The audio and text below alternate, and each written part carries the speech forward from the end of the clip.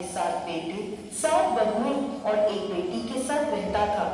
दीपावली से कुछ दिनों पहले घर के आंगन को लीपने के लिए साहूकार की बहुएं और उसकी बेटी मिट्टी लेने के लिए गई। मिट्टी खोदते समय साहूकार की बेटी की खुरपी से स्याऊ के बच्चे मर गए। यह देखकर स्याऊ नाराज हो गई और बोली, जिस तरह तूने मेरे बच्चे मारकर मुझे निसंतान किया है, उसी प्रकार मैं तुझे भी निसंतान कर दूंगी। मैं तेरी कोख बांध दूंगी। यह बात सुनते ही साहूकार की बेटी डर गई और उसने अपनी सभी भाभियों से अपने बदले कोख बंधवाने के लिए कहा, परंतु उसकी सभी भाभियों ने मना कर दिया। लेकिन सबसे छोटी भाभी ननद के बदले अपनी कोख बंधवाने को तैयार हो गई। उसके बाद से जब भी छोटी बहू के कोई संतान होती, वो 7 दिनों के बाद मर जाती थी। हर साल अहोई अष्टमी का व्रत आता। एक तरफ उसकी सभी जेठानियां व्रत करती, कथा सुनती और अपनी संतान की लंबी उम्र की कामना करती, तो दूसरी ओर छोटी बहू अपने घर में रोया करती। ऐसे ही समय बीतता गया। एक दिन एक ब्राह्मण को बुलवाया गया और इसका समाधान पता लगवाया गया। तो वह ब्राह्मण बोले कि इस श्राप से मुक्ति के लिए तुम्हें सुरई गाय की सेवा करनी होगी। सुरई गाय स्याऊ की सहेली है। उसके कहने पर यदि स्याऊ तुम्हारी कोख छोड़ दे तो तुम्हारे बच्चे जी जाएंगे। यह सुनकर छोटी बहू ने अगले ही दिन से सुरई गाय की सेवा करना शुरू कर दिया। वह प्रतिदिन सुबह तड़के उठकर उसका गोबर आदि साफ कर देती, उसे चारा डाल देती और साफ पानी भर दिया करती थी।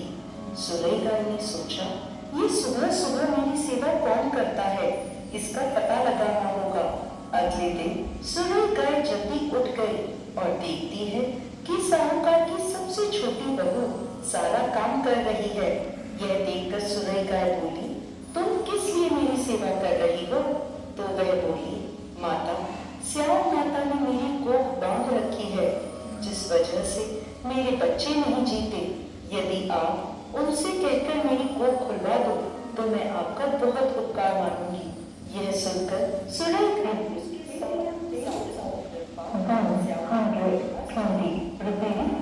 थक हार कर वो दोनों एक पेड़ की छांव में बैठ गए।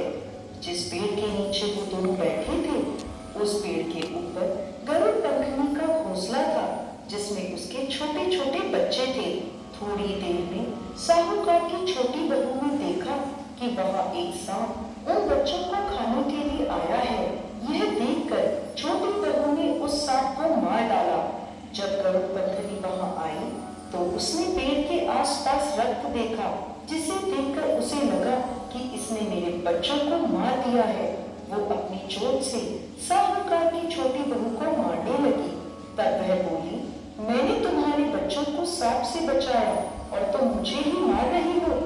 ये सुनकर गरुड़ पंखनी खुश हो गई और बोली, तुम जो चाहे मुझसे वर मांग लो।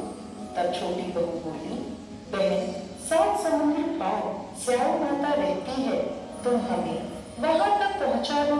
गरुड़ पंखनी ने उन दोनों को अपनी पीठ पर बिठाया और 7 समुद्र पार स्याऊ माता तक पहुंचा दिया।